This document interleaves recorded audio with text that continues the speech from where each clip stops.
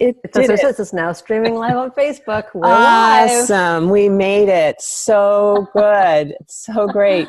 So Ah, I'm so glad you're here. Happy New Year, you Jody. too. Thank you. What a great year it's going to be. There's so much going on Yeah. for both of us. I know that. And gosh, I know you have a big year coming up too.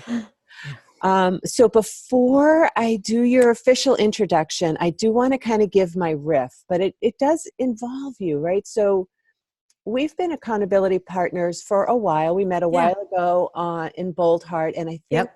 that what we found was holding ourselves accountable was okay.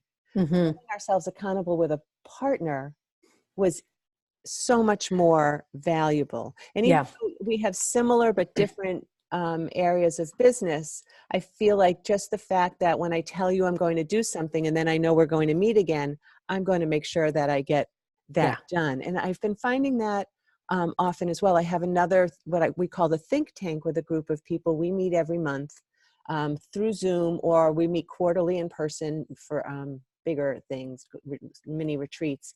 Mm-hmm. That day-to-day accountability and support, and knowing that you have somebody to say, hey, I'm struggling a little bit, or what do you Right. think of this, or do you have any better words for me, that you have somebody to fall back on who knows you, knows your struggles, and doesn't judge you. Right. So I was really thinking about that, right? In the Rise Above Noise Facebook group last month, we went through the book, The One Thing, which was like Mm. really focus on getting that one thing done, right? And so Yeah. my one thing. So all through December, I worked with my team to create this model. And the reason that I created this membership model that I'm going to talk about is that what I found was when clients start with me on personal coaching, or they're curious about digital marketing and they want to figure out their email marketing, or create a nurture sequence, or fix their search optimization, whatever their digital marketing struggle is, we start with a get to know your platforms program where we Yeah. run through all of it. And honestly, it's a lot, right? So it's Yeah. lots. And then I say, let's just focus on these 3 things in our time together. And then when that 2 or 3 month program is done, what I hear a lot is, oh, Susan, you gave me so much to think about. Yeah. I'm going to put a hold Yeah. on any more learning for now, and I'm going to follow up when I'm ready. So that's the thing, right? And that's what you're going to talk about, when I'm ready. Exactly. Right. And so what I have found is that very often they were making progress with me because of that accountability. Yeah. And every 2 weeks they were meeting with me and they were getting stuff done and they were asking questions, having their questions answered. But then when they stopped that program, they're kind of just out there again. Yeah. So I wanted to create a container of support and learning for them. So this is it. Like, this is my first showing of what I've put together. That's really exciting, Susan. I'm so Yeah. excited to offer this because I think it's what people need. So hold on, I'm going to come off of here.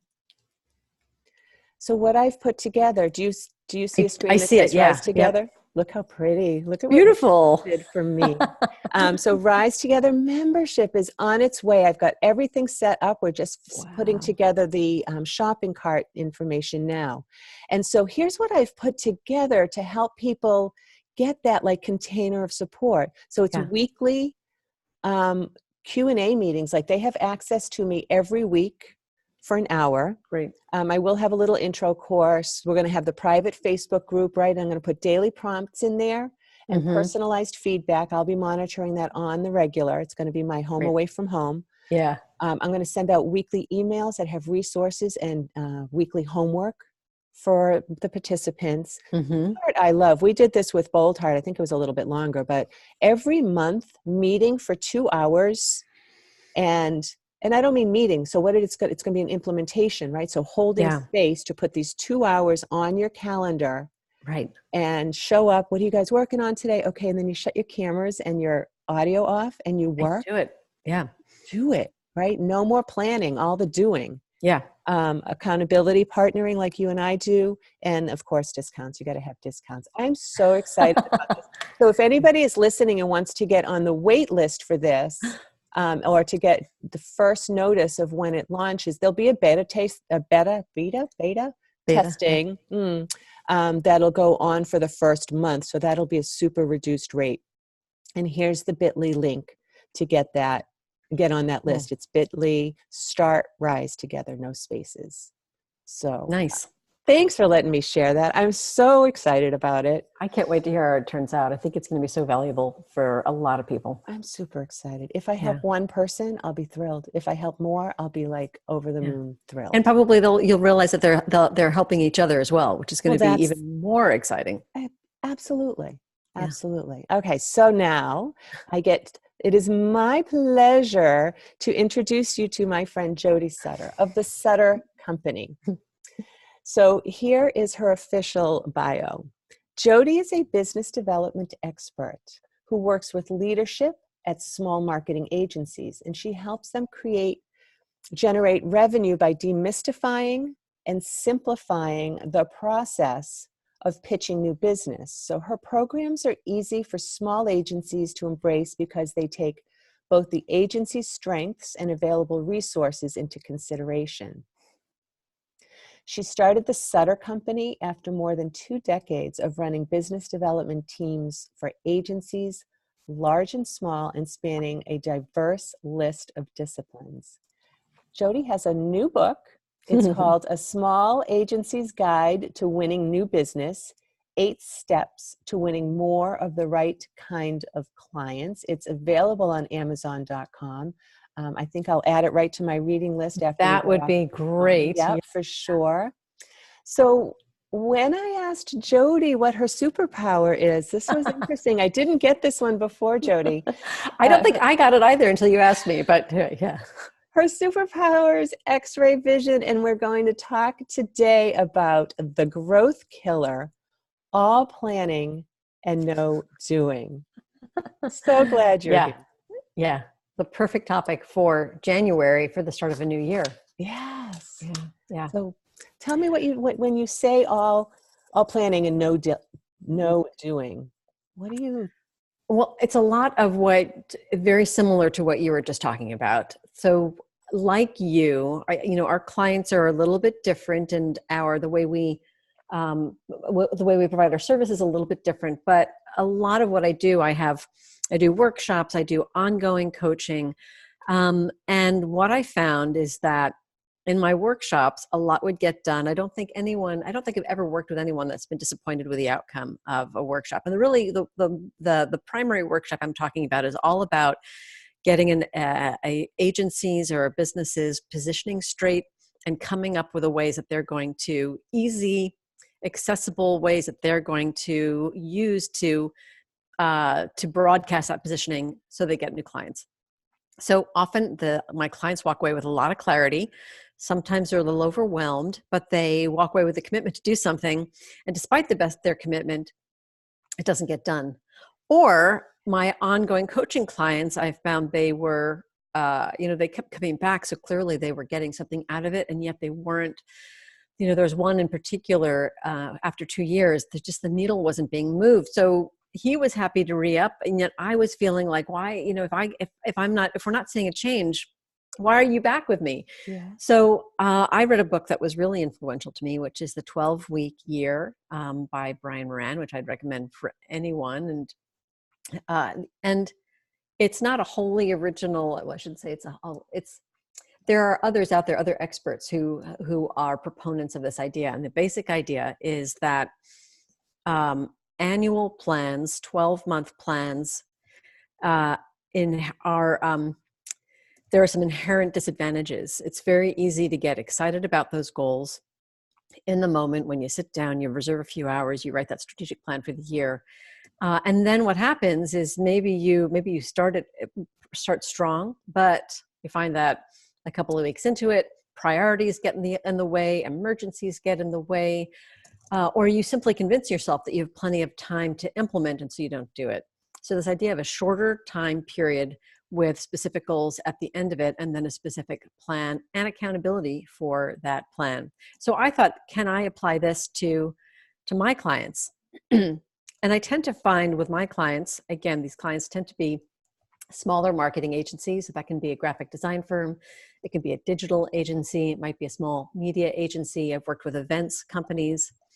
But what I find is that they have problems in three areas. Either they come to me and they say, I can't attract enough clients to fill my pipeline. And that's really about positioning and marketing, pardon me. They say, I can attract clients, but I'm not converting them into real revenue. So that's really about closing. Or they tell me, the real issue is that the process is just chaotic. I don't know where to start. When we do start, my team is disjointed, or my team is frustrated, or we're doing too much, or we're not doing enough. And that's really about processes and systems.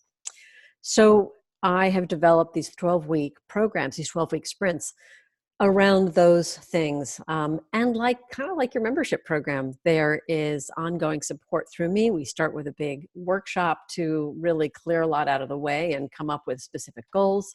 I'm keeping them accountable on a weekly basis. I'm offering them biweekly curriculum, as well as offline support. So I don't want them to have to wait to address issues until the next time they're on a Zoom call with me. So I'm always there. And I did a beta test with one of my clients, actually that coaching client who I felt I wasn't the moving the needle enough for him. And he has seen such a dramatic difference. And so I'm excited to be doing that with more. But I do think that it is a funny thing. Look, it's easy to plan. And here's another thing about the cycles, and then I'll stop talking for a moment. But what I see is the cycle of, and maybe your clients and your audience can relate. When we're busy, there's a feeling of satisfaction, there's a feeling of productivity. And then what happens, especially if you're a small agency or a small business, is you go from that high of productivity down to that low point when you reach a quiet time where maybe projects wrap up and you start panicking, or that's when you say, well, now I'm going to dust off my prospecting plan or my client attraction plan. But the problem is you really need momentum. So you dust it off. And maybe the momentum has dropped enough that you think, well, I got to go back and plan this. I got to go back and create my lists or come up with my plan. And so you spend a lot of time doing that, and you get close to having a plan to implement. And then, because a lot of businesses are cyclical, and then you get busy again. Maybe you get a few over the transom opportunities, and you say, well, I'm going to put that plan aside because this person might have an opportunity for me.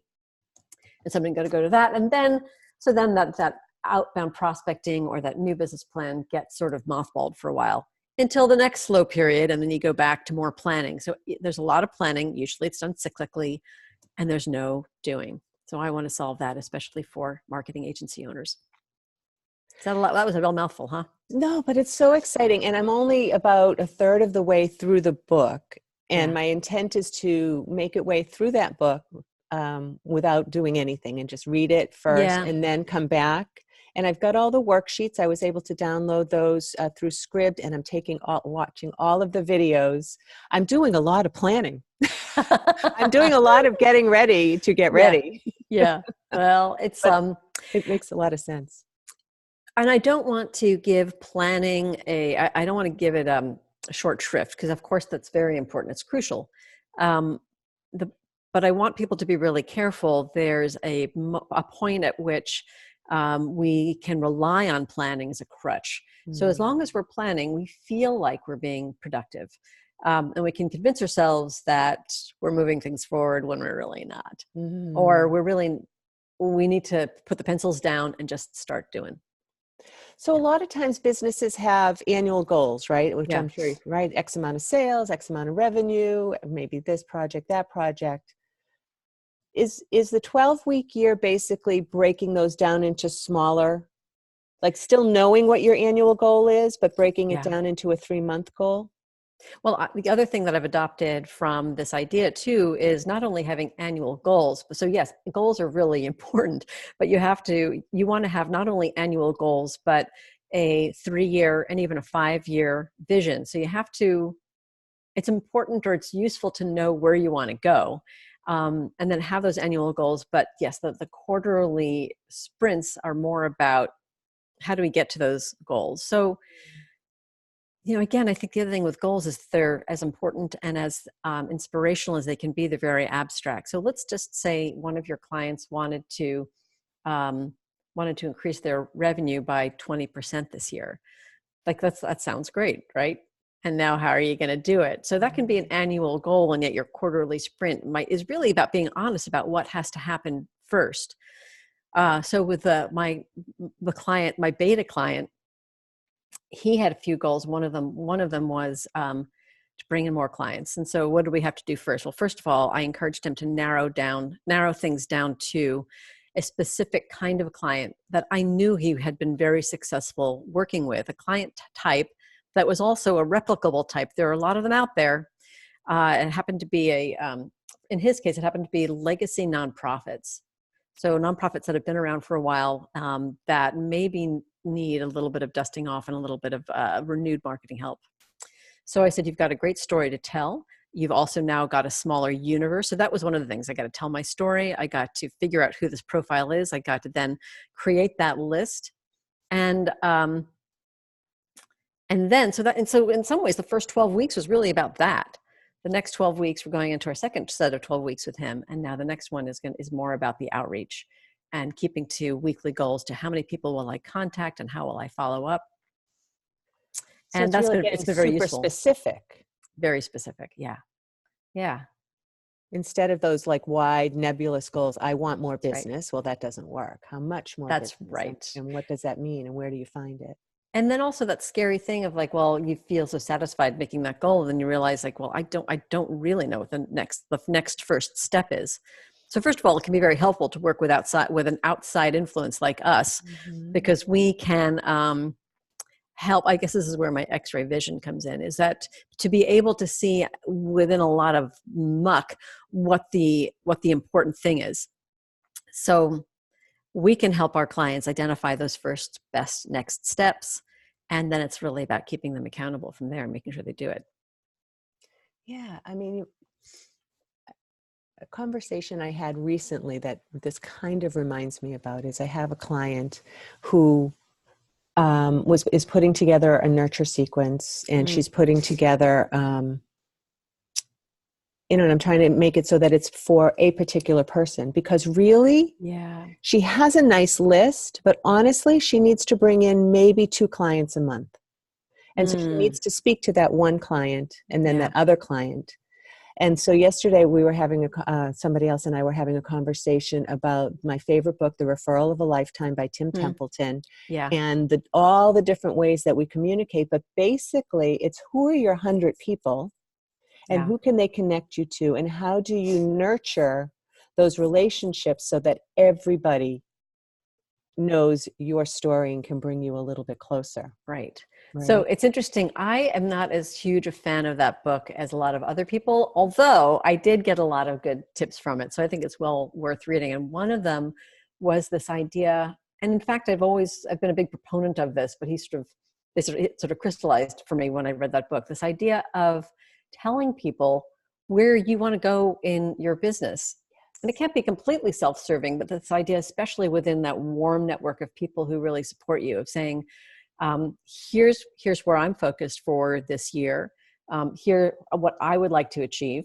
If you know of anyone who needs the services that I'm providing, and also, by the way, what can I do for you? I think that it's a beautiful and an effective way to let the people who are closest to you know that you want to grow and in which way. I think a lot, especially marketing agencies, they get my clients. They tend to be this cohort of companies and people tend to be super service oriented. And because they are so service oriented, they tend not to speak up for themselves. They're used to having the client take the lead, which is a whole other thing I also work with them on. It's not always the best strategy. So they don't always ask for what they want when they're prospecting.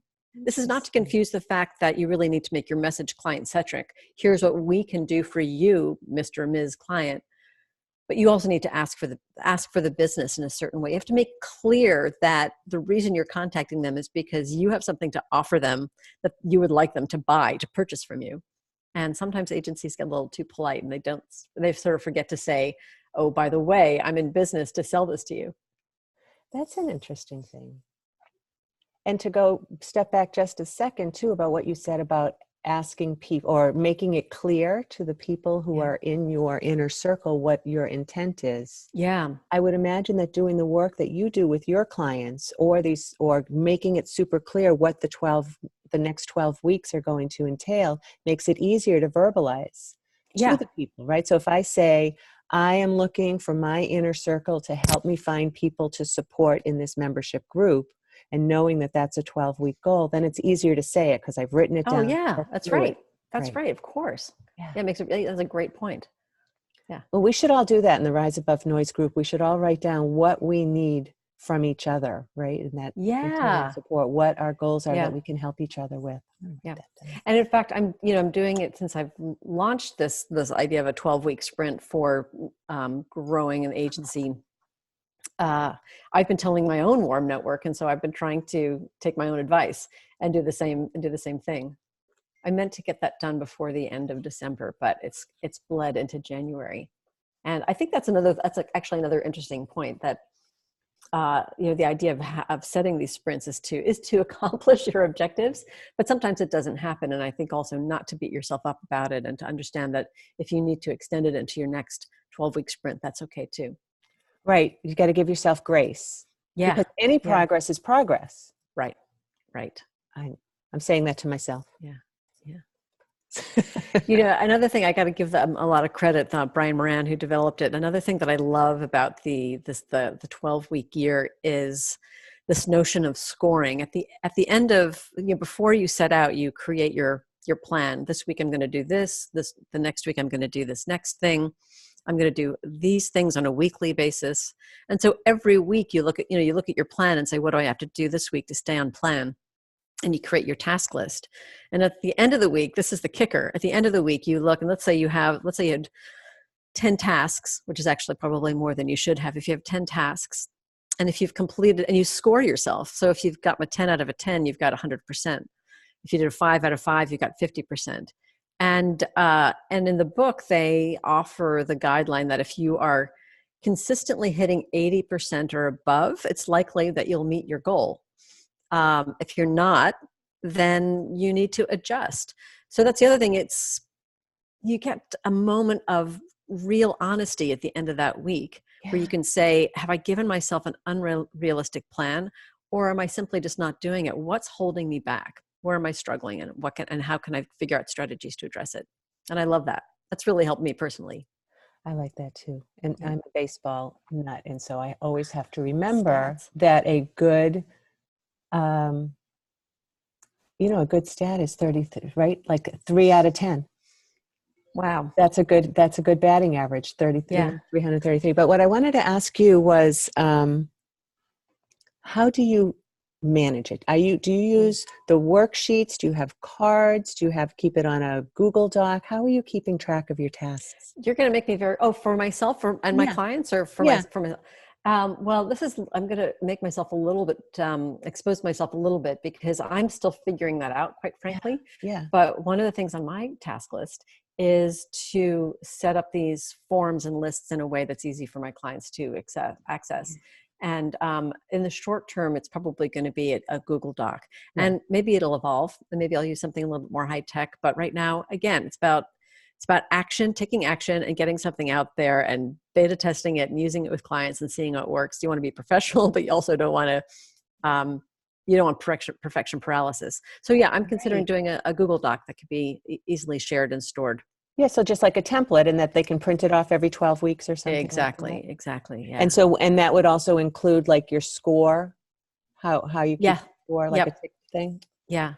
In fact, what I do is we even set up a spreadsheet it's a super simple spreadsheet, but it has the calculations already built in. So all my clients need to do is put in their score from week to week, and it automatically populates the average, so they can see their running average. Again, it's almost anyone with a rudimentary knowledge of Excel or Google Sheets can do that themselves. But sometimes my creative director clients who owns design agencies aren't able to do that. So it really helps them just to have that built-in formula. Yeah. Simple stuff like that. That's awesome. This is so exciting. So I can't wait for our next accountability call so that I can start setting up my 12-week year. In the meantime, you've been such an inspiration and a help to Oh, me in getting this other program off and oh, running, as thank you. well Well, as my, as, likewise for yeah, my it's good, programs. good Yeah. stuff. Yeah. So I'm looking forward to our next call, and I can't wait to get just to be able to do all of this great stuff that serves a mission. But Yeah. before we end up for today, I want to let people know that they can find you at thesuttercompany.com, That's right. that you do have your book, and I'll post that in the notes. Thank you. Hold on, I'm looking up the name of it again. A Small Agency's Guide to Winning New Business, 8 Steps to Winning More of the Right Kinds of Clients. A little bit of a long title, but my next one will be shorter, maybe. I think it's fine. It's a long tail search optimization. There you go. And that's it. Is there anything else that you would want people to know about you, the work that you do? Well, like I said, I tend to, because of my background working for creative agencies or advertising agencies, those tend to be my clients now. And so if they're, but I also have worked with other types of businesses. But I would say if there are people who are listening who feel like they fit that mold, right now, I even though I've worked with larger agencies in the past, my focus really now is on companies between 1 and 50 people, Mm-hmm. because I know that business development can be especially difficult with a small team, but it's not impossible. And those are really, I provide the strategies to those types of clients. And so I'd welcome anyone to reach out to me either through my website. You can contact me through that URL, or I don't know, through you or through this Facebook Yeah, Live. I would also say that I follow you on LinkedIn, and Yeah, you share some really good thank you. articles on LinkedIn. So follow Jody Sutter on, or hook up with her on LinkedIn, Yeah. um, because she gives some really like readable Oh, stuff. I'm a thank you. scanner, but the Yeah. articles that you post, I often stop Oh, and read. well, thank you. I put a lot into them. I take them seriously. Sometimes I wonder Yes, if I it put too much shows. time into them, Yeah, it but thank shows. you. Yeah, it's great stuff. Thank you so much, Jody. Oh, you're I'll be welcome. talking to Thank you you. This soon. has been great.